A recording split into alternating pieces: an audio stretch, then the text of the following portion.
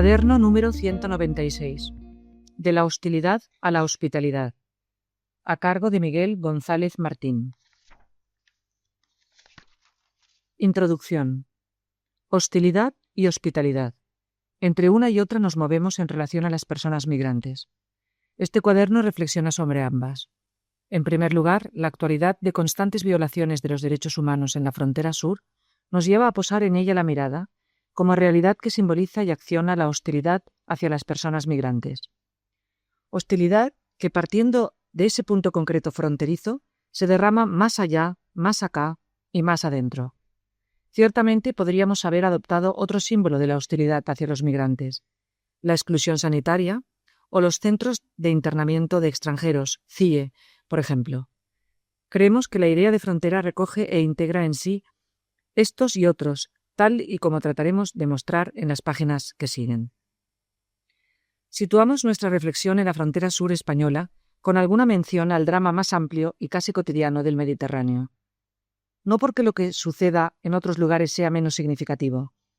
Entendemos que mucho de lo que aquí se dice es válido para el conjunto de llagas en la piel de la humanidad en que se han convertido las fronteras. Al comenzar la escritura, hacemos el ejercicio de contemplar, durante unos minutos y en silencio, los mapas con que periódicamente la Organización Internacional de las Migraciones mantiene el macabro recuento de personas muertas en las fronteras del mundo. Hablamos de eso, pero desde aquí. La segunda parte se fija en la hospitalidad como valor opuesto a la hostilidad. En los últimos años nos está sirviendo como bandera bajo la cual integrar las diferentes dimensiones que tiene el trabajo a favor de las personas migrantes, desde el mundo de la vida y la cercanía, acompañar, desde el ámbito de lo social, servir, sensibilizar, y desde el ámbito más público, defender. En esta segunda parte del cuaderno señalamos algunos retos a los que debe responder este trabajo por una cultura de la hospitalidad. El Servicio Jesuita a Migrantes ha consolidado en los últimos años un rico patrimonio de textos y reflexiones. Algunos de ellos tienen un carácter técnico. Son propuestas sobre políticas concretas que descansan en el conocimiento experto de las leyes. Otros, en cambio, buscan ahondar en la reflexión, desmontar tópicos, denunciar proféticamente, conectar con la teología y la espiritualidad, aportar a la construcción de una narrativa alternativa a la dominante. Este texto se sitúa claramente en esta segunda categoría, como otros que, con firma personal o colectiva, han sido agraciados con la hospitalidad de la colección de cuadernos de Cristianisme y Justicia, lo que agradecemos y nos honra. Capítulo 1. Las fronteras. Hostilidad simbólica y en acción. Empiezo a escribir esta parte del texto sobre lo que está sucediendo en la frontera sur española, Ceuta y Melilla, espoleado por un sentimiento de contradicción. Por un lado, es tan recurrente la violación de los derechos humanos de las personas que tratan de atravesar a Europa por estos enclaves, que se hace inimaginable no prestar atención y no denunciar esa realidad. Traigamos a la memoria algunas cosas. 1.1. Ampliar el foco de nuestra atención. ¿Cómo mirar hacia otro lado en Tarajal? Ya ha pasado más de un año de la tragedia que allí se produjo. Un grupo de migrantes trataban de acceder a nado hasta Ceuta. El intento fue repelido por la Guardia Civil con instrumental antidisturbios, incluyendo pelotas de goma. 15 personas jóvenes murieron ahogadas en la refriega. No todos los cadáveres han sido identificados. Los restos reposan en tumbas numeradas. No se ha depurado responsabilidad política alguna, y las jurídicas parece que transitan por vía muerta debido a la parálisis de la justicia. Las versiones oficiales estuvieron plagadas de contradicciones. Se retorció el derecho al basar la actuación en un denominado concepto operativo de frontera. ¿Cómo callar ante la práctica cotidiana de las devoluciones en caliente y toda la ristra de vulneraciones de derechos que comportan? Después de ser cuestionadas por organismos europeos, por la abogacía, la justicia, por la academia, por la Iglesia, por las entidades sociales, etc., el gobierno las ha legalizado por la puerta trasera. ¿Cómo permanecer impasible ante la creciente violencia con que las fuerzas de seguridad marroquíes, haciendo el trabajo sucio de Europa, repelen los saltos de la valla y desmantelan los campamentos de quienes esperan su oportunidad? demasiado dolor para no recogerlo, no hacerle eco y no mostrarlo.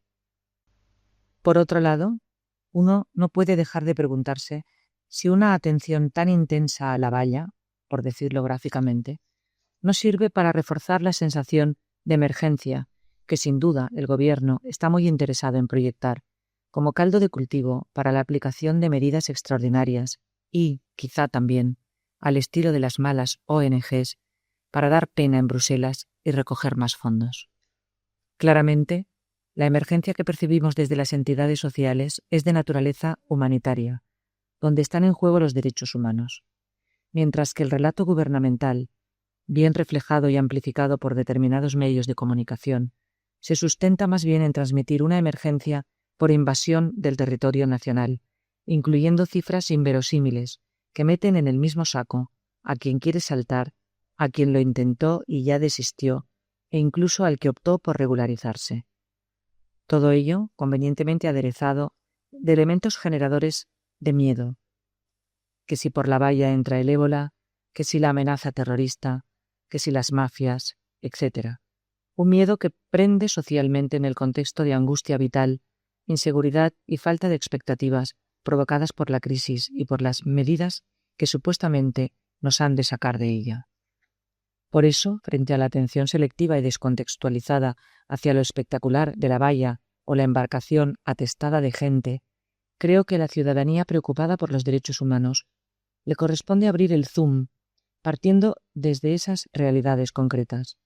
Quizá de esa manera evitaremos contribuir a consolidar el relato que interesa al poder y en el que, con mayor o menor conciencia, con mayor o menor voluntad, también participamos. 1.2. Fronteras más allá, más acá y más adentro. ¿Qué realidades quedan excluidas cuando centramos nuestra atención solo en aquellas más reconocibles, en las más fotografiables, en las más campañables? Esa es una pregunta que no debemos dejar de plantearnos. El momento del salto y la respuesta que se da forman parte de una realidad más amplia. Apenas es un momento, el más visible, del entramado fronterizo, que se extiende más allá, externalización de fronteras, más acá, internalización, y más en profundidad, interiorización, en auténticas fronteras invisibles. Y todo ello con el telón de fondo de un contexto de creciente desigualdad entre países y grupos sociales, de conflictos bélicos enquistados o de nuevo cuño, de prácticas demasiado parecidas al saqueo colonial. Prestando un poco de atención, no es difícil darse cuenta de una doble paradoja. En primer lugar, por más que se haya reforzado y militarizado el control de los puntos fronterizos, por más alto que los muros y vallas hayan crecido, por más concertinas que las hayan coronado, la entrada de personas no se ha detenido. Se ha puesto más difícil, sin duda. La gente arriesga más. Al calor de un mayor control, también han florecido los negocios de quienes conocen los caminos o tienen los recursos y contactos para pasar. Se ha ampliado el área a controlar, porque se diversifican las rutas. Es decir, el endurecimiento convoca y hace necesario un endurecimiento mayor, en una espiral inagotable y autojustificativa que sepulta recursos públicos y estándares de derechos humanos en la misma fosa. Y a la vez, en segundo lugar, con una mirada amplia, las personas que acceden de manera irregular por los puntos fronterizos son una ínfima minoría, una gota en el río del flujo de movilidad humana, de entrada y de salida, que atestiguan nuestros aeropuertos cada año. Por eso merece la pena fijarse no solo en la valla, sino, como decíamos, en las otras ramificaciones fronterizas, aquellas que suelen quedar invisibilizadas. 1.2.1. Fronteras externalizadas. La frontera española, y por ende la europea, ya no se sitúa en Ceuta y Melilla. Comienza antes. A través de un conjunto de acuerdos y transacciones con países del norte de África, Europa les encarga una parte del control de los flujos y la represión de la migración en tránsito. Como se dice en los documentos oficiales europeos, se trata de la dimensión exterior de la política migratoria, e involucra a países que ni siquiera cuentan con lindes territoriales con la Unión Europea. La colaboración en tales funciones suele establecerse como condición para que dichos países accedan a fondos de cooperación europeos o a tratos comerciales favorables. Muchos de estos acuerdos, memorandos de entendimiento, no están abiertos al escrutinio público.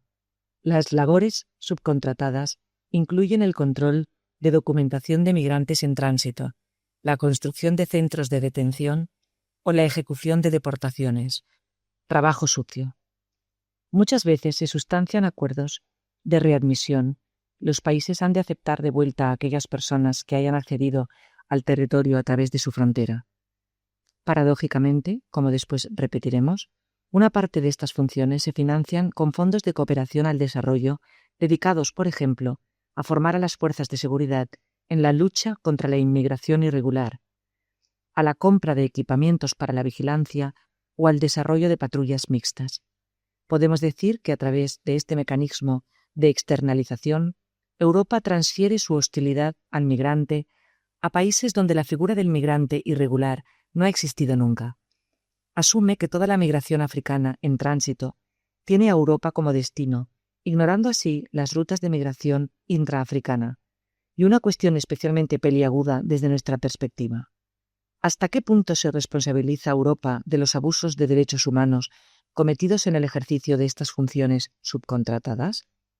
Existe un gran espacio de sombra jurídica en estos acuerdos que favorece la impunidad ante el sufrimiento infligido a las personas migrantes en su trayecto hacia el norte.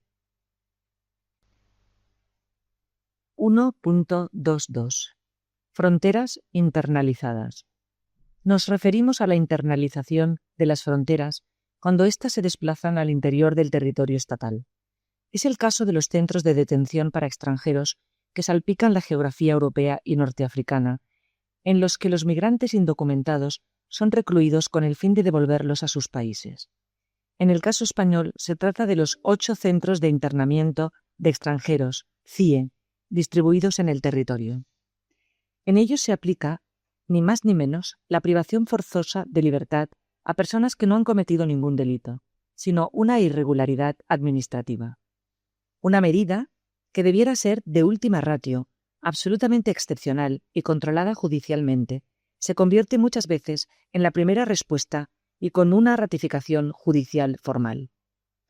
Las condiciones de internamiento, como muestran los informes de las entidades especializadas, pueden ser extremadamente duras. Con acceso limitado o nulo a derechos básicos, como la salud o la asistencia letrada, no es extraño que con frecuencia se produzcan denuncias por las propias personas internas de la insalubridad de las condiciones. También se han reportado y documentado casos de violencia policial o muerte de internos por falta de atención médica. Las personas detenidas varían en sus perfiles. Muchas veces se trata de gentes con un gran arraigo en el país donde llevan viviendo largos años, bien asentadas, con familia. Sin embargo, no han podido regularizar su situación, en general por falta de empleo regular, o porque sus permisos han expirado sin poder ser renovados, por haberse quedado en el paro. Otras veces, bajo la categoría y tratamiento como inmigrante irregular, se aglutinan situaciones que van desde la explotación sexual a la enfermedad mental, pasando por personas que tendrían derecho a alguna forma de protección internacional. Todo este muestrario de precariedades existenciales que exigirían una respuesta personalizada pasa inadvertida ante esta maquinaria que consagra la exclusión. 1, 2, 3. Fronteras interiorizadas. Las fronteras poseen un valor simbólico y performativo, es decir, configuran la forma en que vemos y decimos la realidad. Quienes las atraviesan de forma irregular o de forma regular con vigencia limitada, cargan con ella a sus espaldas, no se la quitan de encima. Esta vez en forma de estigma social construido en torno al migrante, clandestino, sin papeles o ilegal. Las personas en situación administrativa irregular son excluidas de determinados derechos sociales. En nuestro contexto, la exclusión sanitaria, que arranca en abril del 2012, es un ejemplo muy claro, aunque no el único. Evidentemente, las personas en situación administrativa irregular tampoco pueden trabajar regularmente. Sin embargo, muchos, y especialmente muchas, trabajan en la economía sumergida. Esto ha sido así especialmente en épocas en las que el mercado de trabajo ha convocado a numerosa mano de obra del exterior. Es como si todo el entramado fronterizo del que venimos hablando estuviera diseñado, de hecho, para que la inseguridad jurídica y la vulnerabilidad social que emanan de él domeñen a todo un colectivo de trabajadoras y trabajadores pobres. El miedo a ser identificado en una redada, recluido en un CIE y deportado en un vuelo express, actúa como un poderoso mecanismo de disciplina social. Aunque después muchas de las órdenes de expulsión no llegan a ejecutarse, la existencia de la amenaza es suficiente. Mucha gente interioriza este miedo y se protege de él haciéndose invisible socialmente.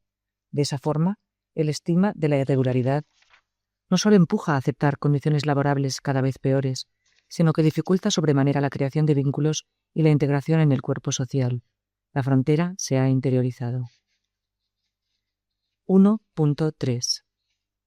Una retórica que retuerce la lógica y construye hostilidad. Además de agitar el espantajo del miedo y de la situación de emergencia, escuchamos habitualmente 3 o 4 argumentaciones en los portavoces gubernamentales y en las declaraciones internacionales sobre las migraciones a las que merece la pena mirar con ojo crítico. 1.3.1. No hay forma de migrar legalmente. En primer lugar, aparece la retórica de la apuesta por la inmigración regular frente a la irregular, que genera inmenso sufrimiento humano.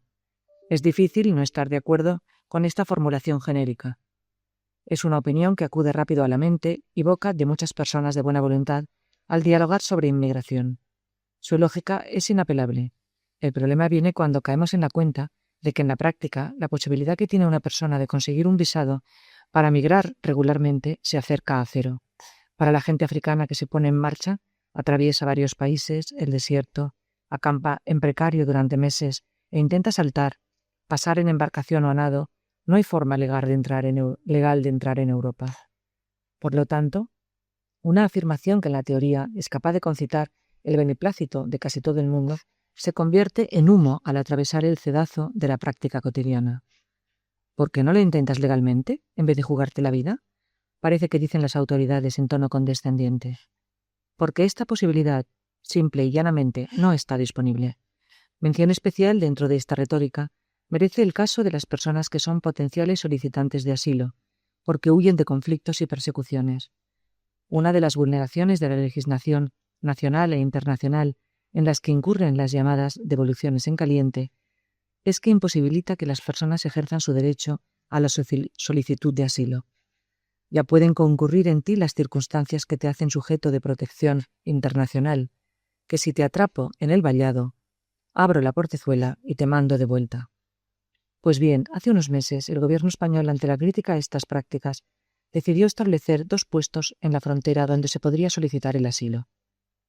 Fue un movimiento que algunas organizaciones saludamos como positivo, si bien advertíamos que en ningún caso podía utilizarse la existencia de estos puntos para seguir justificando, y cuanto menos incluyendo en una ley, las devoluciones en caliente. Nuestro temor era que el gobierno dijera: si usted tiene motivos para solicitar el asilo, solo tiene que acercarse al puesto habilitado a tal efecto y no tiene que intentar saltar la valla. El tiempo transcurrido no ha hecho sino confirmar dicha previsión.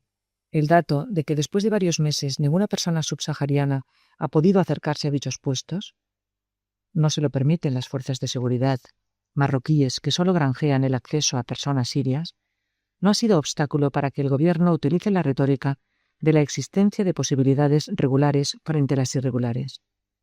Pero tampoco en este caso están disponibles en la práctica. 1.3.2. Las mafias no producen la migración. El segundo gran relato, con el que se trata de legitimar las actuaciones en las fronteras, nos habla de la lucha contra las mafias. La sensación que uno tiene es que aquí se malogró la flecha que une causa y efecto, y se dio la vuelta completamente, como una brújula, bajo el efecto de un imán. Las llamadas mafias, sería más exacto hablar de gente que hace negocio, pasando las fronteras a gente y conectándolos con los siguientes pasadores, no son la causa de que haya personas que se pongan en marcha para llegar a Europa. Lo hacen como fruto de su voluntad, con todos los condicionantes, circunstancias, incentivos, fuerzas repulsoras y restricciones que acompañan a eso que llamamos libertad. A la inversa, la relación de causalidad se hace más plausible. Como apuntábamos antes, a mayor presión, a mayor dificultades, mejor negocio para quienes conocen las rutas y tienen los contactos adecuados. Apuntar a esta perversión de la lógica en la narrativa oficial no nos impide en absoluto conocer y denunciar las situaciones de abuso, inhumanidad y vulneración de la dignidad de las personas en las que estos negociantes incurren con frecuencia. No cabe duda de que junto a quien quiere echar una mano honesta al que transita, se agolpan bandadas de aves carroñeras dispuestas a succionar el tuétano de los migrantes, convertidos en mercancía y objeto de negocio. Y en el caso de las mujeres migrantes, esta situación se ve agravada. Para ellas, el riesgo de sufrir abusos sexuales, y no solo por parte de los pasadores, también por parte de los pasados, las empuja muchas veces a buscarse un marido del camino, un varón que a cambio de sus favores y exclusividad sexual, la protegerá de la rapiña de los demás. Por otra parte, no solo los y las migrantes pueden ser objeto de vulneración de los mínimos derechos por parte de los negociantes. También existe gente desesperada o necesitada que forma parte del último eslabón del negocio y que no pocas veces corre el mismo riesgo que los propios migrantes. Así, por ejemplo, los menores que cada vez más frecuentemente son enviados al mando de las embarcaciones que parten de la costa africana a cruzar el Mediterráneo. Su condición de menores les puede ahorrar la imputación penal en Europa en caso de ser apresados. Insistimos, no obstante, que el rechazo y la denuncia de esta realidad no pueden llevarnos a considerarlas el motor principal que pone en marcha los trayectos migratorios.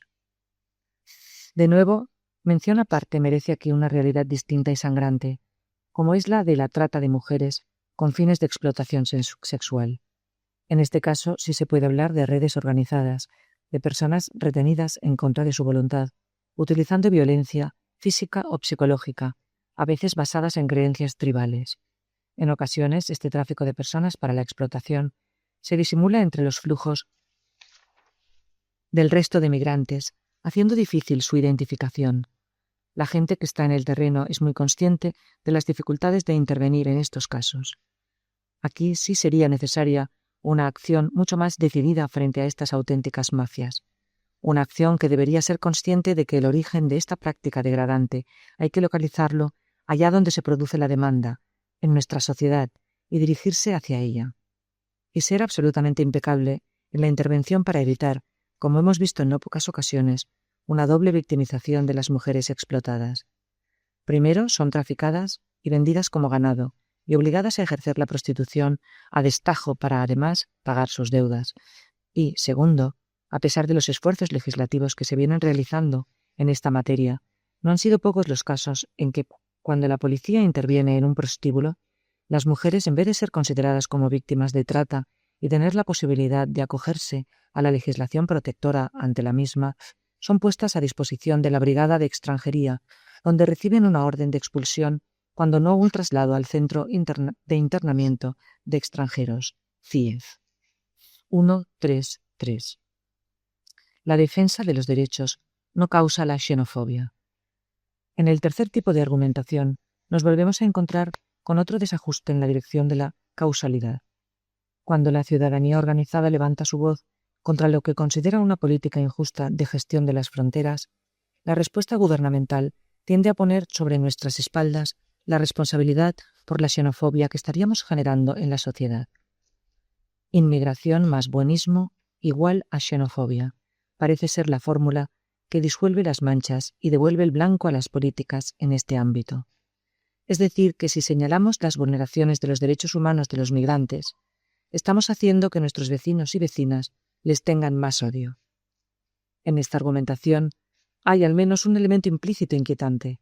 Parece que parte del supuesto de que nuestra sociedad alberga una pulsión sádica hacia el débil. Para aceptar a los inmigrantes, para no odiarles, resulta que nos gusta que les den buenos palos, que les pongan en su sitio. Es como si nos dijeran: vamos a ponérselo complicado para que veáis que les tratamos duro, y no os hagáis xenófobos, porque si veis que los tratamos con las garantías que nos pide la ley, no vais a poder soportarlo.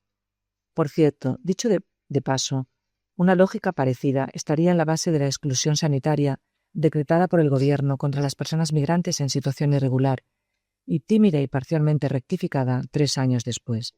Todavía estamos por ver alguna evidencia de que tal expulsión del sistema supusiera ahorro alguno a las arcas públicas, cosa que por sí misma tampoco hubiera sido un argumento para la exclusión. Sin embargo, sí entendemos que se utilizó la medida para preparar el clima social frente a la voladura del sistema de salud universal que supuso la reforma. No nos dimos cuenta de que dejábamos de ser ciudadanos y pasábamos a ser asegurados, porque esto era algo que afectaba a los inmigrantes sin papeles, los otros, por antonomasia. Frente a esta lógica, pensamos que lo que alimenta la xenofobia es precisamente el tratamiento indigno hacia los inmigrantes por parte de las autoridades.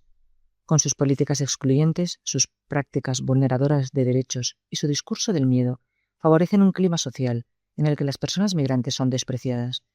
Miremos por un momento a Europa y sus políticas. El Mediterráneo se ha convertido en una gran fosa de cadáveres. En 2014, el balance de víctimas es escalofriante. Más de 3.000 personas murieron ahogadas o de frío o de sed, tratando de alcanzar por mar las costas europeas. Pero es que cerca de 200.000 fueron rescatadas gracias a la operación Mare Nostrum, articulada por Italia con apoyo europeo. Fundamentalmente, las personas rescatadas que parten en embarcación desde Libia, un estado descompuesto, provenían de Siria, Eritrea, Somalia, países desgarrados por la guerra. ¿Por qué es previsible que el balance en 2015 sea más dramático? La operación Mare Nostrum ha sido reemplazada por la Tritón, mucho más barata y limitada en cuanto a su alcance, 30 millas marinas desde las costas, y en cuanto al número y tipo de barcos de rescate. La argumentación para el cambio de operativo discurría por 2 sendas. Por un lado, la económica. Al parecer, los 9 millones de euros mensuales que costaba la Mare Nostrum constituyen una losa insoportable. Pero en segundo lugar, se apelaba al efecto llamada de esta operación, que incentivaría a la gente a embarcarse en la travesía. Parece ser que la mayoría de los gobernantes europeos, a la hora de tomar estas decisiones tan carentes de humanidad y moralidad, estamos permitiendo que niños mueran ahogados. Están mirando de reojo a las fuerzas populistas xenófobas, cuyo apoyo creciente ven como una amenaza, y quieren aplacar a la fiera dándole de comer. No sin razón, hay quien dice que el populismo xenófobo celebra su victoria no tanto por el número de escaños que obtiene en las elecciones, sino porque ha capturado el corazón y la mente de los partidos democráticos. Y en vez de realizar una función pedagógica con la ciudadanía, compran el discurso y la práctica que a la postre hace más fuerte al monstruo. Por eso sostenemos que la sordera y ceguera ante el drama de las fronteras, lejos de apaciguar a una sociedad supuestamente xenófoba, como se nos quiere hacer creer, ejerce como fuelle sobre los rescoldos de miedo y egoísmo que albergan nuestros corazones personales y alma colectiva. Es la construcción de la hostilidad. 1.4. ¿Fronteras? ¿Para qué? Después de todo, las preguntas emergen casi espontáneamente. ¿Para qué sirven las fronteras? ¿Por qué semejante despliegue que, incapaz de cumplir lo que promete, deja a la vez un reguero de sufrimiento humano injustificable a su vera? Algunas respuestas que se van perfilando nos ayudan, como decíamos antes, a agrandar el ángulo de vista. En primer lugar, pareciera que la importancia de los muros no reside tanto en su dudosa eficiencia como en su ostentosa visibilidad. Estaríamos, por tanto, ante una función simbólica, casi teatral, de una soberanía estatal en crisis galopante. Los nuevos muros marcan los límites, existentes o deseados, de los estados-nación, pero no llegan a constituirse en fortalezas contra ejércitos invasores, y ni siquiera en manifestaciones de la soberanía nacional. Más bien consagran la misma corrupción fronteriza que quisieran impedir, y representan de forma teatral una soberanía que ha entrado en una crisis irreversible. Esta tesis que enfatiza lo importante que es mantener la apariencia de control, más que el control en sí, que quedaría fuera del alcance y de las posibilidades de los estados, encuentra su complemento en las ideas que surgen de la investigación de Hein de Haas. Realmente, las políticas de control migratorio son muy poco eficaces para sus fines declarados. Reducen de manera muy limitada los flujos y además tienen efectos colaterales que no solo compensan dicha reducción, sino que las hacen directamente contraproducentes para sus fines. La búsqueda de rutas alternativas, el surgimiento de las mafias, el freno que supone para las salidas, el conocimiento de las restricciones en ciernes, o las dificultades para el retorno que generan. Y más allá de si se puede o si se quiere de verdad controlar el flujo migratorio, aquí consideramos cruciales las consecuencias humanas de cómo se lleva a cabo esa política, sea teatro o no, porque además de los derechos pisoteados a pie de valla, el hecho de que la función de los muros sea simbólica no debe conducirnos a pensar que no tienen efecto en la realidad, ya que ayudan a configurarla. Como veíamos antes, poseen un efecto performativo. Señalan quiénes quedan dentro y quiénes fuera de la comunidad política, quién goza del estatus de ciudadanía y quién no. Contribuyen, junto con el resto del aparato de extranjería, a la construcción de la categoría irregular, a la exclusión del no ciudadano. 1.5. ¿Las abrimos de par en par? ¿Y entonces qué hacemos con las fronteras? ¿Las abrimos de par en par? También suele ser esta una cuestión con que se confronta cualquier crítica de la actual gestión fronteriza, muchas veces con ánimo de dar por cerrada la conversación con quien apunta a las limitaciones del actual modelo. Al menos, considero, es esta una cuestión en la que merece la pena detenerse, reflexionar y compartir dudas y perplejidades. Muchas veces está planteada con honestidad y buena voluntad. No creo que pueda decirse lo mismo de otros intentos dialécticos. Recientemente, el ministro del Interior desafió a quienes cuestionaban su gestión de la frontera a que acogieran en casa a uno de esos inmigrantes. Son unas palabras que, además de situar el nivel de la deliberación pública a la altura del sálvame, ignoran y desprecian la labor de hospitalidad y acogida de miles de personas y organizaciones cuyas direcciones son bien conocidas en el Ministerio. Por un lado, no cabe duda de que jurídicamente los Estados están en el derecho y el deber, como parte de su soberanía, de controlar sus fronteras, pese a que, como hemos señalado, dicha acción tiene un componente importante de apariencia de control, en un contexto en que la idea tradicional de soberanía hace aguas.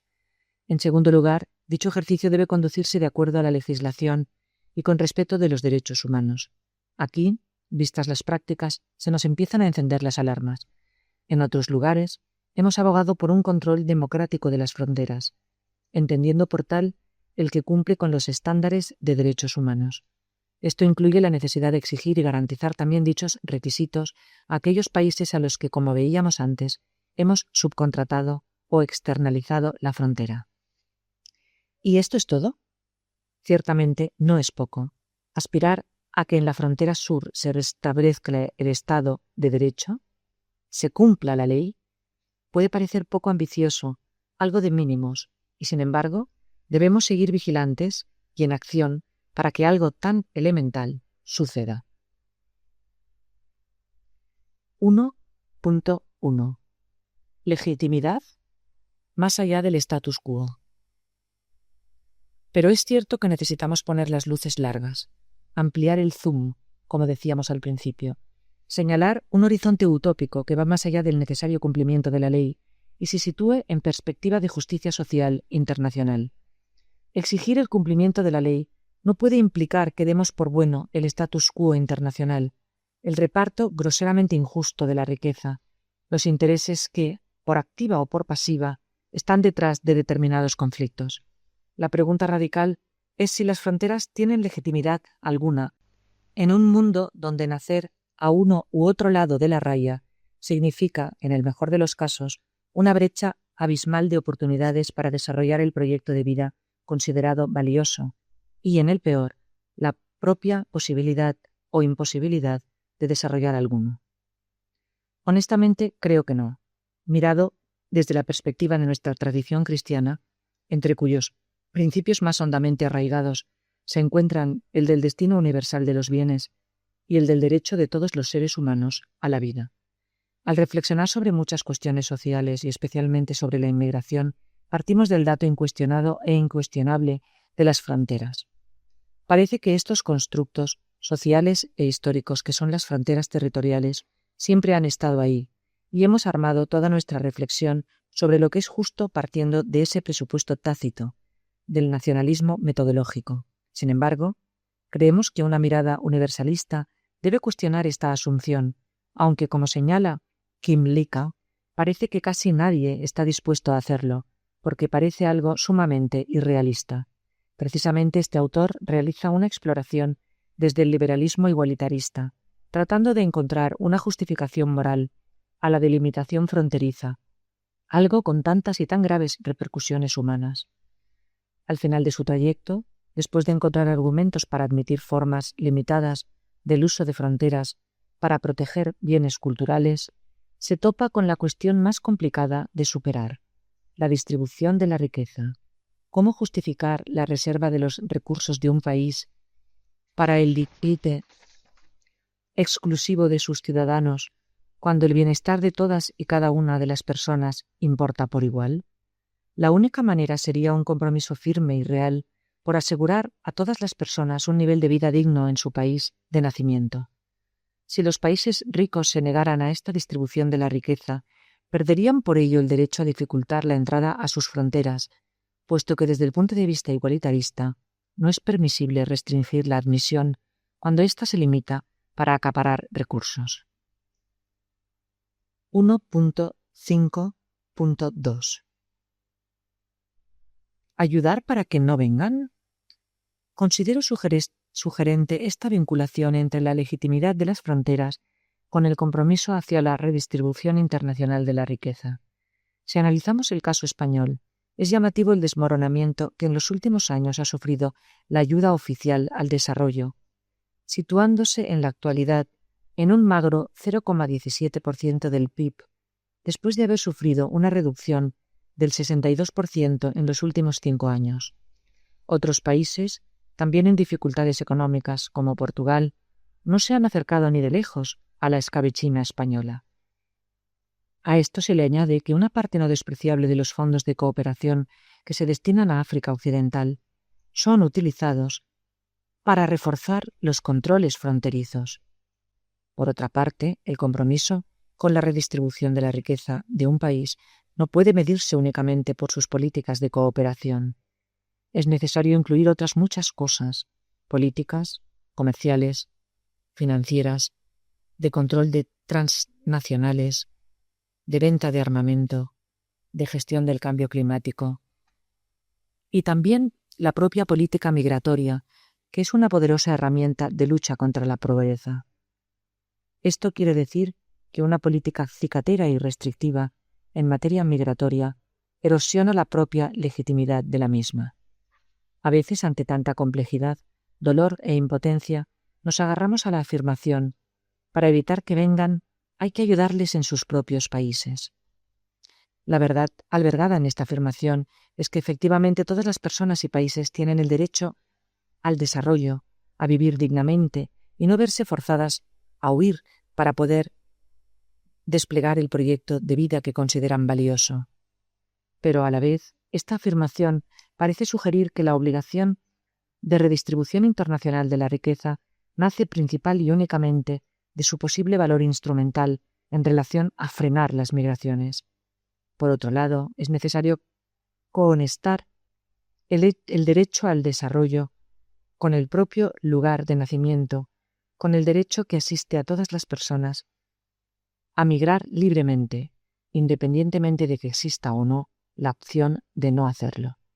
Y por último, esta afirmación ha de ser cruzada con la evidencia empírica que señala de forma bastante consistente la idea de que el incremento en los niveles de desarrollo de los países, lejos de mitigar los movimientos de personas al exterior, los animan. No en vano, como se suele decir, el equipaje que menos pesa a la hora de viajar es la educación, y junto con ella, la red de contactos, el capital social que se atesora como red de soporte en destino. Por no mencionar la inversión en el propio viaje, y esos recursos no están precisamente al alcance de los más pobres. 1.5.3 ¿Qué hacer mientras tanto? Con la mirada y los pasos encaminados decididamente hacia el horizonte utópico de la justicia internacional, trabajamos en el día a día y con tanta gente, acompañando, sirviendo y defendiendo a las gentes a este y otro lado de las diferentes fronteras visibles e invisibles que hemos señalado.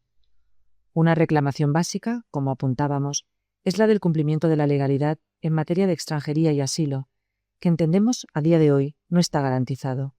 Otra segunda línea de acción es el trabajo para transformar el marco legal. Nos parece que, más allá de los desarrollos técnicos pertinentes, las palabras del arzobispo de Tánger, Santiago Agrelo, a la pregunta sobre si es posible disuadir a quienes buscan una vida mejor para que permanezcan en sus países, aporta en su brevedad y hondura una síntesis de por dónde podrían caminar algunas de esas reformas. Responde el arzobispo: no se puede. Nada hay más peligroso que un sueño, nada más poderoso que una esperanza. La expresión vallas impermeables nunca describirá lo que son las vallas, sino los riesgos cada vez mayores que habrán de asumir los soñadores para alcanzar lo que sueñan. La única disuasión posible sería el conocimiento de la realidad, conocimiento que se haría posible, razonable y práctico, si en vez de acorralar a los emigrantes en caminos de muerte, se les diese la ocasión de entrar normalmente en los países, la ocasión de ver, la ocasión de quedar si encuentran algo mejor de lo que tienen, o de regresar sin humillación si lo que han visto no es lo que esperaban ver. Pero contra toda racionalidad, se les obliga a gastar lo que tienen, a arriesgar la salud, la dignidad, la integridad física, la vida, a poner sobre la mesa tanto sufrimiento que ya no podrán nunca más volver atrás sin echar a los perros la propia vida. Y como tercera línea debemos proponer una alternativa axiológica y ético-política a la hostilidad. Esto es la hospitalidad, a la que dedicamos el segundo bloque de este escrito. 2. Construyendo hospitalidad. Como señalábamos en la introducción a este cuaderno, en el reverso de las prácticas políticas de hostilidad hacia las personas migrantes, nos encontramos con la idea, las prácticas y las políticas de hospitalidad. 2.1. La hospitalidad captura nuestra imaginación. Algo tiene la hospitalidad que captura nuestro ánimo. Se trata sin duda de un concepto cargado de connotaciones y significados. Nos evoca y nos convoca. Resuena en nuestro corazón y nos encamina a la acción. Quizá en esto radique su poderosa vis atractiva, la aparente sencillez del gesto de acogida que encarna, desata dinamismos personales, relacionales y políticos de largo recorrido. Adelanto 3 elementos que tratan de recoger el contenido de idea de hospitalidad. La razón del fuerte eco que encuentra en nuestro interior, personal y comunitario, y su virtualidad para orientar prácticas sociales y políticas. En primer lugar, la hospitalidad es abrir las puertas de nuestra casa. Tiene que ver con abrirse al extraño y hacerlo parte de nuestro mundo, especialmente cuando ese extraño es, además, vulnerable. Hospitalidad es hacer más amplio el nosotros que pronunciamos. Es la acogida de aquel diferente de mí, pero no se trata de una acogida cualquiera. Es una buena acogida. Seguro que tenemos la experiencia de saber y sobre todo sentir si somos o no bienvenidos a un espacio. En la buena acogida, quien llega no es meramente tolerado, sino celebrado. No es solamente atendido, sino cuidado y agasajado. No encuentra solo alimento y cama, sino empatía y escucha. No hay asimetría en el encuentro, sino reciprocidad. Cuando parte, no vuelve todo a la normalidad, sino que algo ha cambiado en la identidad de ambas partes, la anfitriona y la hospedada. Una cuestión martillea en el fondo de la conciencia. ¿Quién acogió a quién?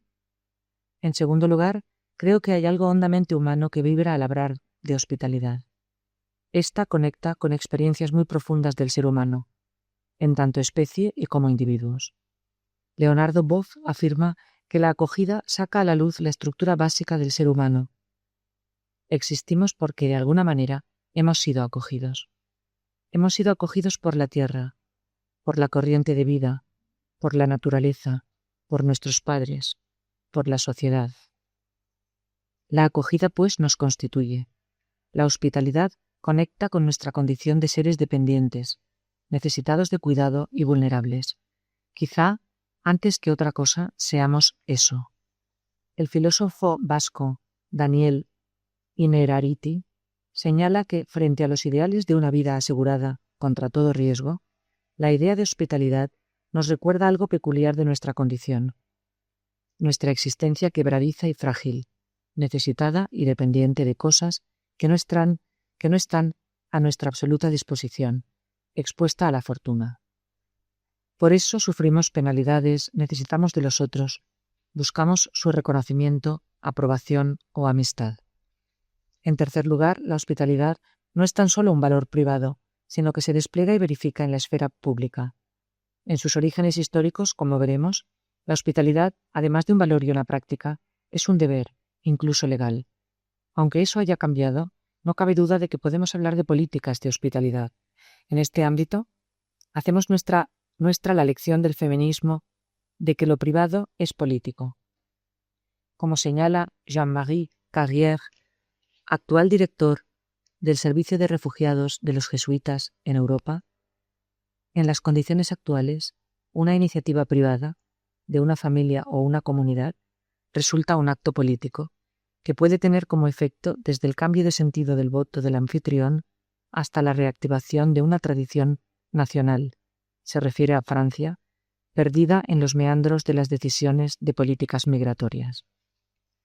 Esta cuestión nos remite a cómo los valores personales se extienden a la esfera comunitaria y cívica, y desde ahí informan la adopción de políticas concretas. O dicho de otro modo, cómo determinadas políticas encuentran un suelo fértil donde arraigar en sociedades con ciertos valores.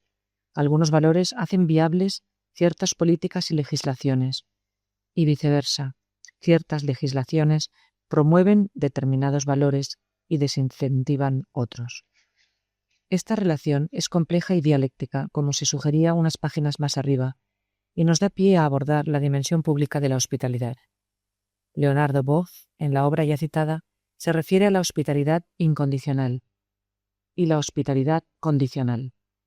La primera sería el ideal de hospitalidad que se puede producir en el ámbito personal y comunitario, y debe ayudar a elaborar buenas leyes y a inspirar políticas públicas generosas que hagan viable la acogida del extranjero, del inmigrante, del refugiado y del diferente.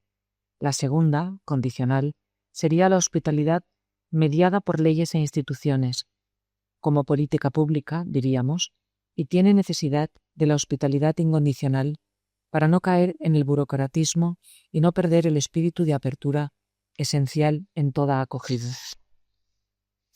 En definitiva, la hospitalidad presenta una naturaleza expansiva e inclusiva. Se va abriendo a diferentes esferas. Nace en el ámbito personal, va madurando en el terreno comunitario y social y alcanza su plenitud cuando fecunda las políticas públicas. García Roca lo expresa con claridad y belleza.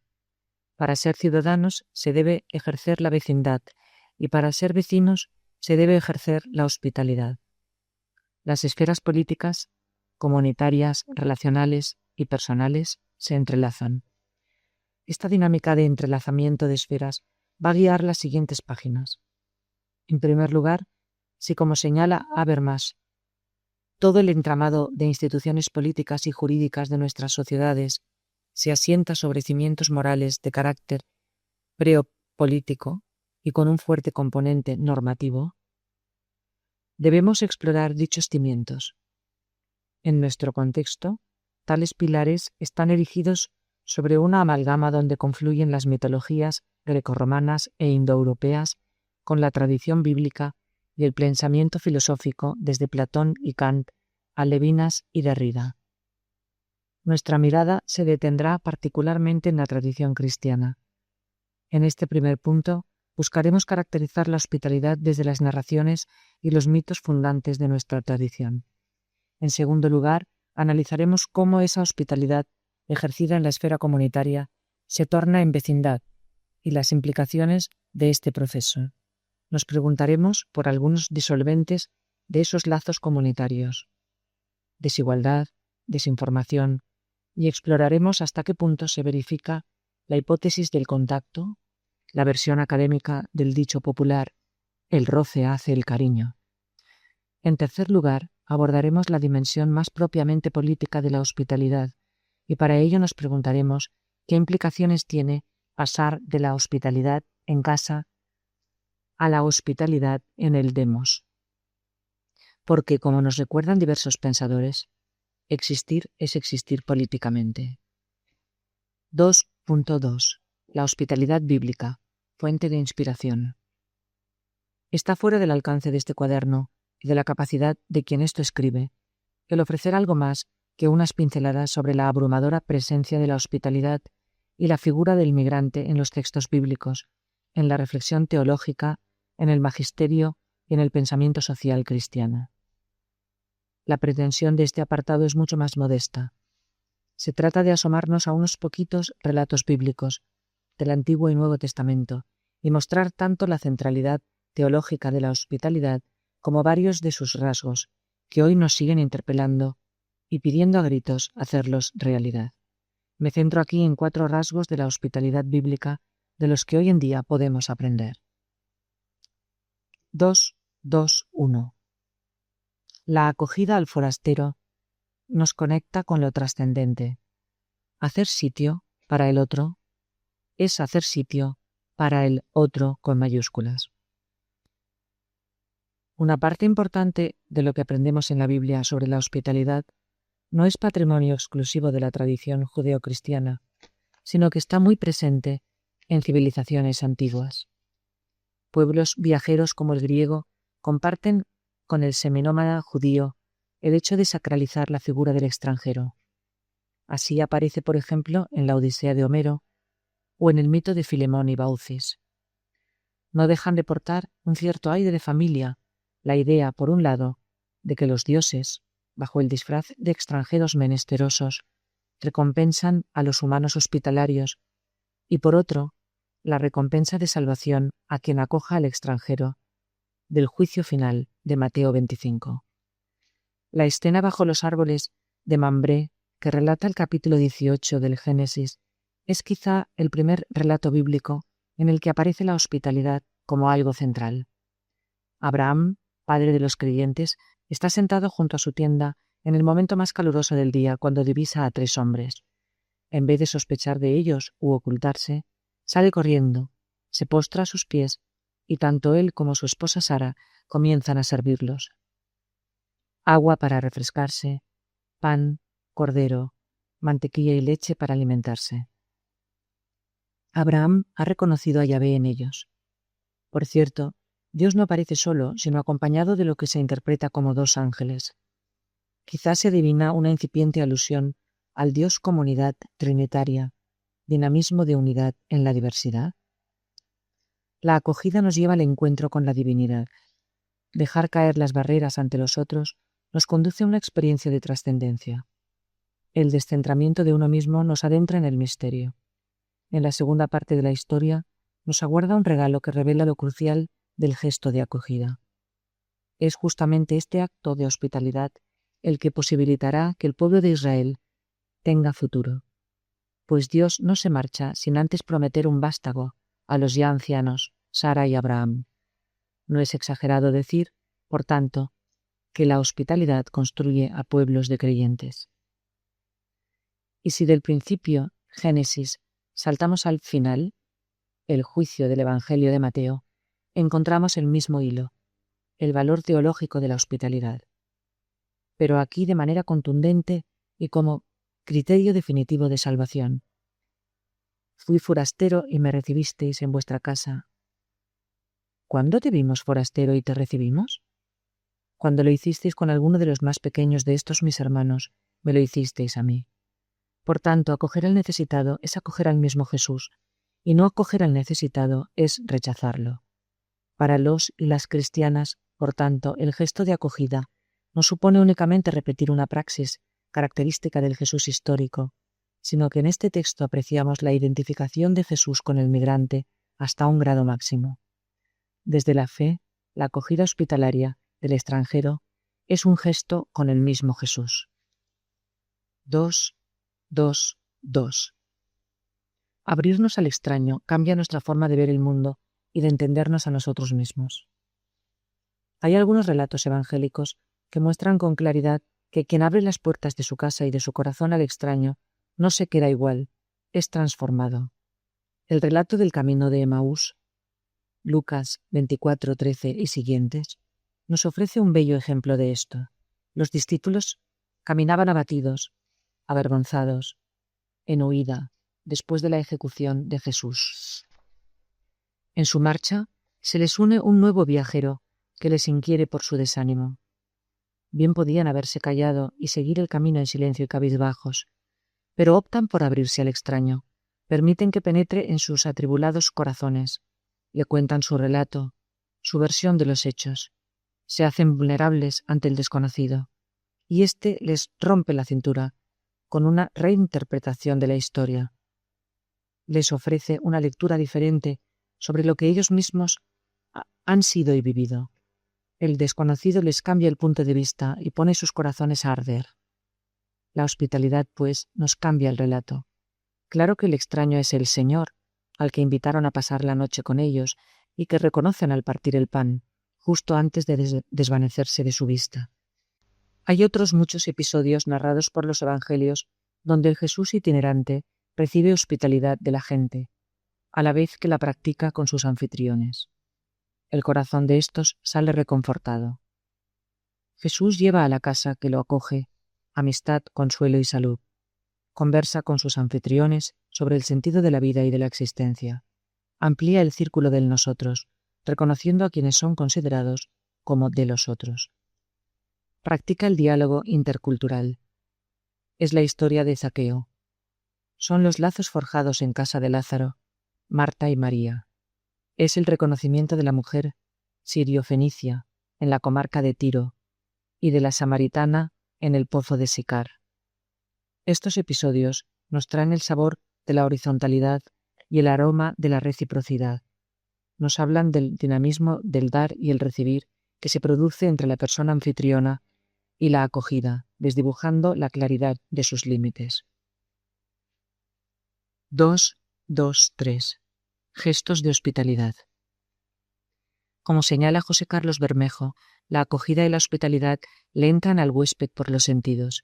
Hay una acogida que tiene que ver con el lenguaje que utilizamos para con quien llega. Hay también una acogida espacial en el lugar. Y en tercer lugar, hay una acogida en el corazón. Los relatos bíblicos de hospitalidad contienen una gran riqueza de detalles, gestos y símbolos que reflejan esta consideración hacia la persona acogida. Son gestos de amor, cuidado y ternura que simbolizan la bienvenida total, desde esa triple perspectiva. Hay, en primer lugar, un lenguaje no verbal fácilmente comprensible a quien llega. La inclinación en reverencia. En algunos pasajes de la Biblia, el huésped es recibido con grandes muestras de agradecimiento y de reverencia. Recibir de rodillas, inclinando el cuerpo hasta tocar con la cabeza el suelo, besar los pies o las vestiduras, etc. Génesis 18, 2, 3, Mateo 18, 26, Hechos de los Apóstoles 10, 25. El beso es otro de los símbolos de la acogida personal. Cuando Jesús fue invitado a casa por un fariseo, entre las conductas que aquel le afea a éste, por contraste con las de la pecadora, está el no haberle dado un beso. Lucas 7, 44-45. En cuanto al espacio, podemos entender la invitación a descalzarse como expresión de entrar en tu propia casa, incluso en un terreno sagrado. A ello, además, se le acompaña con el gesto de lavar los pies al invitado, acción que con Jesús adquirirá una profunda resonancia teológica. La unción con aceite al invitado es otra de las costumbres de acogida y sirve no solo para suavizar la piel de quien llega, sino también para impregnar la estancia con un olor agradable. Por último, la acogida en el corazón tiene que ver con la capacidad de escucha y de empatía con el huésped. Este se siente en terreno emocionalmente seguro, no sometido a prejuicios ni juicios. Y la acogida en el corazón es recíproca, aporta horizontalidad. Mencionábamos antes todos los episodios en los que el consuelo entra en la casa hospitalaria junto con Jesús, huésped. En el espacio de acogida se genera un clima de gratuidad, un diálogo sincero.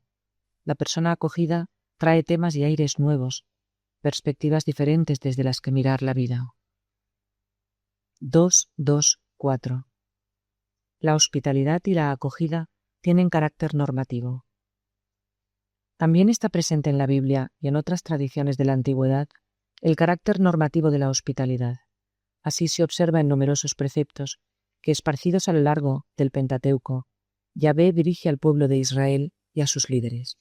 Una formulación contundente la encontramos en el Levítico 19:34. El extranjero que resida con vosotros os será como uno nacido entre vosotros, y lo amarás como a ti mismo, porque extranjeros fuisteis vosotros en la tierra de Egipto.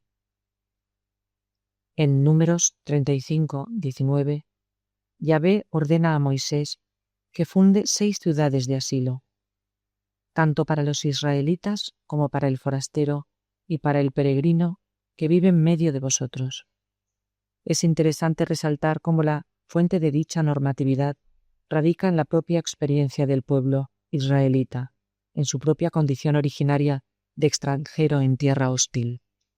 Esto nos enseña el potencial de recordar nuestro pasado, personal y colectivo, como fuente de pautas y de comportamiento con quien vive una situación por la que hemos pasado. La acogida como norma nos remite a una incipiente forma de relacionarse entre los pueblos y de mantenimiento de la paz entre ellos, cuando no existían tratados internacionales. Sonia Adames insiste en que en el desierto y con medios precarios de transporte, la hospitalidad es una cuestión de vida o muerte. La hospitalidad está inscrita a fuego como un valor social y como una norma en los códigos de comportamientos del pueblo. Es difícil no ver el paralelismo con la situación actual de las personas refugiadas huyendo de Siria o Eritrea y ahogándose en el Mediterráneo. Para ellas y ellos, la hospitalidad también es cuestión de vida o muerte. Por cierto, la hospitalidad con los refugiados también es, antes que nada, ley internacional, pese a que su cumplimiento esté mediado por la voluntad de los estados que se demuestra raquítica. Sin embargo, en este caso, la apelación a la historia no hace sino aumentar nuestro sentimiento de vergüenza y escándalo con lo que está pasando. 2.3. La hospitalidad se hace vecindad. De acoger al refugiado a hablar con tu vecina. Si la hospitalidad con las personas refugiadas ya es ley, ¿por qué no funciona? Seguramente concurren diversos factores. En este apartado queremos detenernos en revisar el sustrato social que precede al acuerdo legal, sin el cual éste puede ser papel mojado. Sin duda, ese humus favorable tiene que fermentar en las relaciones cercanas, las que se producen en el barrio, en la comunidad, en la convivencia cotidiana. Es decir, allí donde nos sentimos vecinos y vecinas. La hospitalidad, al traspasar la puerta de la casa que acoge, se convierte en vecindad. Esta se amasa a partir de vínculos sociales de confianza y apoyo mutuo y se fermenta en dinámicas compartidas de participación y deliberación. ¿Está sucediendo esto en nuestros barrios? Es difícil dar una respuesta general. Esta es una esfera en la que se están impulsando numerosas experiencias, en la conciencia de lo crucial de fomentar lazos comunitarios y de vecindad. Se trata de un trabajo auténtico de micropolítica del contacto y el encuentro. En un importante estudio de hace unos años, cuando la fisonomía y el paisaje humano de nuestros barrios consolidaba su cambio, producto de la inmigración, las investigadoras Carmen González y Berta Álvarez constataban las dificultades experimentadas por vecinos y vecinas de diferentes procedencias para establecer lazos de sociabilidad. Los autóctonos añoran los lazos del pasado y las personas migrantes los que dejaron atrás. Ambos indican que el trato con los vecinos se reduce a menudo al saludo.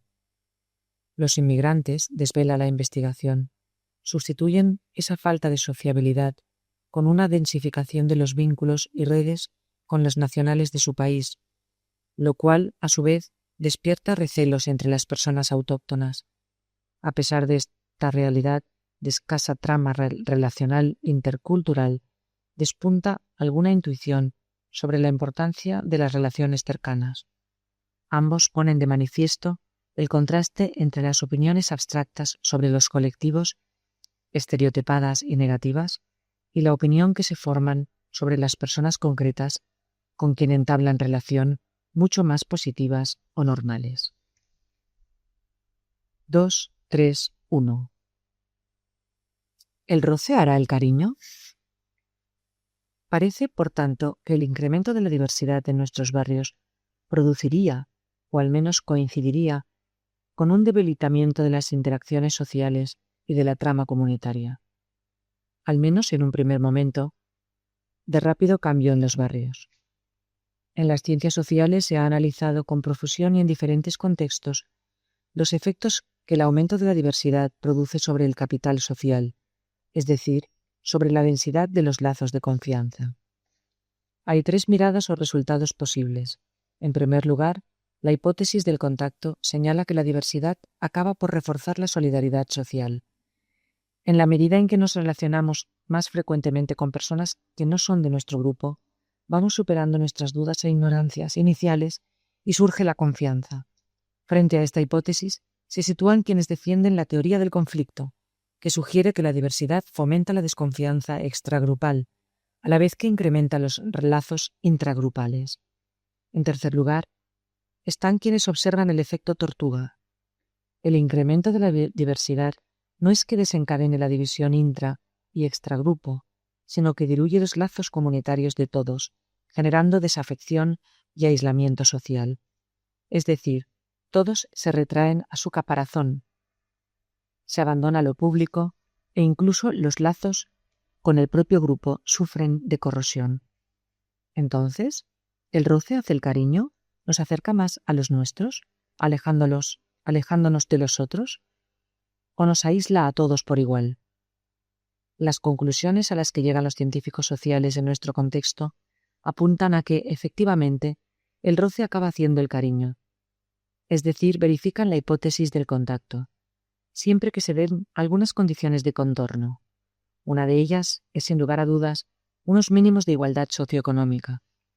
La desigualdad ejerce como disolvente de los lazos sociales antes y por encima de las diferencias culturales. A veces tendemos a sobreestimar la importancia de estas últimas, cuando la brecha real que nos aleja es la producida por las desigualdades estructurales. Allí donde existen políticas sociales universalistas, es más difícil que se desdibujen los vínculos sociales. Y allí donde el neoliberalismo campa a sus anchas, con menor resistencia, las virtudes cívicas y el sentimiento de comunidad se desmoronan. Otra de las condiciones que favorece el surgimiento de densidad relacional en espacios de diversidad es la existencia de proyectos, objetivos e iniciativas compartidas en el nivel comunitario. La alegría de hacer juntos y juntas, en aras de un objetivo compartido, ejerce de argamasa social. Todas las iniciativas participativas, deliberativas, celebrativas, reivindicativas, que con mirada inclusiva podamos lanzar y animar, ayudarán a construir esta vecindad que venimos reclamando. No menos importante es que los espacios urbanos faciliten el encuentro del vecindario diverso, del mismo modo que señalábamos antes la existencia de una hospitalidad espacial. ¿El propio lugar nos da o no la bienvenida? En el ámbito comunitario debemos preguntarnos si los espacios barriales están construidos para fomentar el encuentro o el aislamiento, y ver qué espacios debemos recuperar para la convivencia y cómo lo hacemos. Si nos fijamos bien, en los puntos anteriores aparece la conexión que venimos mencionando entre la esfera social y la de las políticas públicas. Si antes señalábamos cómo los valores vividos socialmente hacen de condición de posibilidad de determinadas políticas, ahora subrayamos el otro camino que las conecta: las iniciativas comunitarias de encuentro y convivencia, que nacen de la conciencia ciudadana y de la búsqueda de la amistad cívica, exigen ir acompañadas de políticas concretas que las enmarquen y potencien. O, cuando menos, tales iniciativas necesitan no sufrir de políticas hostiles que ahoguen la semilla de fraternidad que albergan. 2.3.2. Vecindad y bien decir. La vecindad comienza cuando reconocemos al otro diferente como parte de un nosotros, con capacidad para construir algo diferente a lo que tenemos. Ese reconocimiento es lo contrario al menosprecio, que hace inviable el vínculo social. La hostilidad de las leyes se alimenta y retroalimenta, a su vez, de la hostilidad social.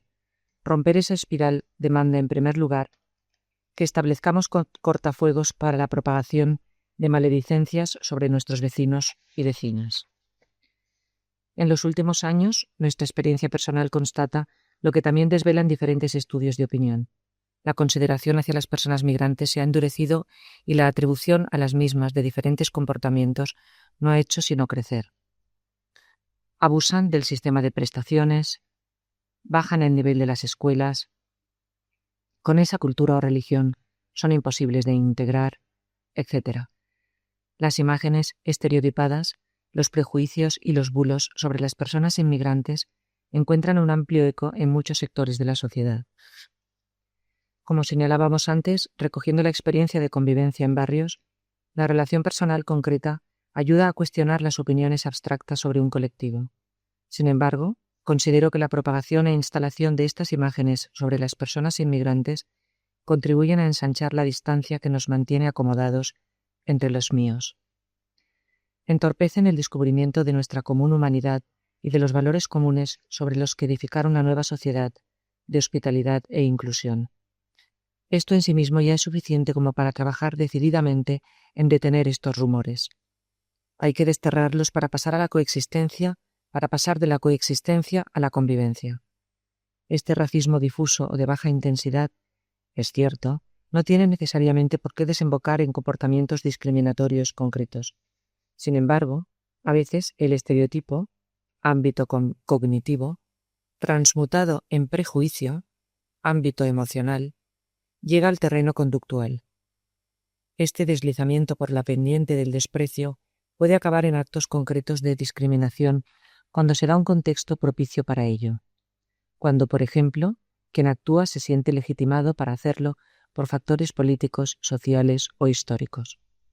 Entre estos factores, uno de particular relevancia es el hecho de que las autoridades u otros prescriptores sociales de opinión avalen e incluso alimenten estos climas de opinión contra las personas inmigrantes. En tal clima enrarecido y con la convivencia crispada, no es difícil que surjan episodios concretos de racismo, como agresiones o humillaciones públicas. Algunos autores denominan zonas de aquiescencia a esta zona gris en la que se legitiman y extienden los discursos y las prácticas xenófobas. Ejercer la vecindad significa también poner diques de contención a estas zonas de aquiescencia, empezando por nuestra red cercana, familiar y comunitaria, donde los bulos encuentran el caldo de cultivo para su reproducción y extensión. Cuando todo invita a callar, ejercer de vecinos es tomarnos la molestia de sembrar la duda con una pregunta, de suscitar la curiosidad de tus interlocutores, de narrar una experiencia positiva de convivencia, de utilizar el humor para cuestionar, siempre desde el respeto y la escucha a las emociones latentes, miedo, angustia, inseguridad, etc., que puedan subyacer. Hay quien ha querido ver en este combate contra las zonas de aquiescencia una dictadura de lo políticamente correcto. Algunos dirigentes se jactan de poner en palabras aquello que la gente piensa y no se atreve a decir. Ir de díscolos e incorrectos es una pose que puede atraer votos u opiniones favorables o limpiar imágenes maltrechas por otros asuntos. Ante esto, nos puede ayudar a recuperar la idea de Todorov sobre lo políticamente abyecto. Lo políticamente correcto puede ser un error, pero no convierte en verdad lo supuestamente incorrecto, que además puede ser abyecto políticamente. 2.4. De la vecindad a la ciudadanía. La hospitalidad en el demos. Cuando suceden episodios como los que señalábamos en el apartado anterior, responsables institucionales dando pábulo a maledicencias sobre un grupo de vecinos y vecinas, se suele apuntar al hecho de que quienes son objeto de las diatribas carecen de poder para defenderse. Esto apunta al meollo de la cuestión sobre cómo hacer de las personas inmigrantes miembros plenos de la comunidad política, con voz y voto, con igualdad plena de derechos, también políticos. Cómo pasar, por tanto, del vínculo personal y social al vínculo político, del sentimiento de pertenencia al barrio al sentimiento de pertenencia a la polis. Como apuntábamos al principio, los valores, prácticas y leyes de hospitalidad nacen mayormente referidos a viajeros, es decir, a personas en tránsito, aunque también hemos visto preceptos antiguos sobre el trato al extranjero que se establece permanentemente. Hoy la realidad global de la movilidad humana presenta rostros muy diversos. Hay diferentes tipos de proyectos migratorios, desplazamientos forzosos y voluntarios, de mayor o menor duración, de circularidad, de reemigración, de pertenencia simultánea a varios espacios, transnacionalismo. Proyectos que van evolucionando y mutando con las trayectorias vitales de las personas. Aquí nos vamos a referir a aquellas personas que se establecen con voluntad y proyecto a largo plazo, independientemente de que luego eso pueda variar por las circunstancias que sean. Cuando hablamos de inmigración, suelen distinguirse dos tipos de políticas. Por un lado, aquella que regula los flujos migratorios y las posibilidades y condiciones de acceso al país, y por otro, aquella que regula la integración o incorporación de las personas migrantes a la sociedad receptora. Ambas políticas pueden parecer desconectadas o ser independientes. Incluso su dependencia orgánica se sitúa en ministerios diferentes y en niveles administrativos distintos. Sin embargo, las dos están más conectadas de lo que puede parecer a simple vista. Según cómo se establezcan las condiciones de acceso al territorio, la política de integración se orientará o subrayará aspectos diferentes. En el caso español, la política de regulación de flujos ha estado históricamente ligada a las necesidades del mercado de trabajo, bajo una concepción instrumental de la inmigración. La idea de fondo es la de que la persona migrante es una trabajadora invitada que, concluida su aportación a las necesidades del mercado español, regresará por donde ha venido, o si no, se la expulsa. De ahí que las políticas de integración han tendido a dar primacía a aspectos relacionados con la inserción en el mercado laboral y el acceso a otros derechos sociales que a la inclusión en la comunidad política. Como señala Javier de Lucas, el contrato de extranjería es ajeno al contrato de ciudadanía. De ahí que la siguiente frontera o esfera de expansión de la hospitalidad ha de ser la cuestión del sentimiento de pertenencia a la comunidad política, a través de la instauración de la capacidad de influir y codecidir en los temas que nos afectan a todos. Se trata, en definitiva, de plantear con seriedad la participación política de las personas inmigrantes, porque hoy la ampliación del círculo de la ciudadanía encuentra un último reducto que abrazar en las personas inmigrantes, que de hecho son excluidas de la capacidad de elegir a los representantes en los lugares donde viven, trabajan, contribuyen y crean sociedad. Se trata, a nuestro juicio, de una anomalía democrática de primer orden. Está claro que la participación, como veíamos en el apartado anterior, no se puede reducir al derecho al voto. Hay un amplio margen de trabajo participativo en lo local, de impulso del asociacionismo, de presencia en el ámbito laboral, de compromiso en las escuelas, iglesias, etc. Y también es evidente que la preocupación por el acceso al empleo, a los servicios y a las prestaciones del Estado social son claves porque, evidentemente, existen unas bases materiales mínimas que soportan la condición ciudadana. Sin embargo, la participación política y electoral suele estar ausente del trabajo por la integración. Cierto que en nuestro entorno existen limitaciones legales importantes, empezando por el artículo 13.2 de la Constitución española, que condiciona la participación a la existencia de tratados internacionales bajo el principio de la reciprocidad. Se trata sin duda de un marco legal insuficiente que debería modificarse para abrirse a la plena posibilidad de sufragio activo y pasivo de los extranjeros residentes. Dicha modificación debería tomar como principio básico la desvinculación de la condición ciudadana respecto de la nacionalidad, para ligarla a la idea de residencia. Mientras tanto, es necesario hacer uso del margen legal existente, por pequeño que sea. De esa manera se podrá comenzar a revertir la tendencia a la infrarrepresentación política de las personas residentes de origen extranjero, con la consiguiente dificultad para hacer valer sus intereses y voces, también diversos, en la esfera pública. Epílogo. El proceso de producción de un cuaderno como este da ocasión para que quien lo escribe se vea sobrepasado por la actualidad. Afortunadamente, también para que cuente con un poco de margen de reacción. Abríamos el cuaderno sobrecogidos por el ninguneo a los derechos humanos en la frontera sur española, y lo cerramos indignados, estupefactos, casi incrédulos, ante la dimensión de la crisis de refugiados en las puertas de Europa durante el verano de 2015. No es que las líneas precedentes estén sujetas a los vaivenes de cada momento. Somos de la opinión de que esta crisis, gestada en los últimos años ante unas autoridades pasivo-agresivas y una mayor o menor indiferencia de las opiniones públicas europeas, nos ayudan a poner algunos acentos a las reflexiones esbozadas previamente. Quisiera ofrecer en estas líneas unas reflexiones finales que en parte sinteticen y en parte dejen abierto el camino para profundizar en las cuestiones planteadas. Las fronteras se han convertido en un lugar de dolor y muerte. Las políticas que los Estados ponen en marcha para su protección conducen en demasiadas ocasiones a la vulneración de los derechos humanos.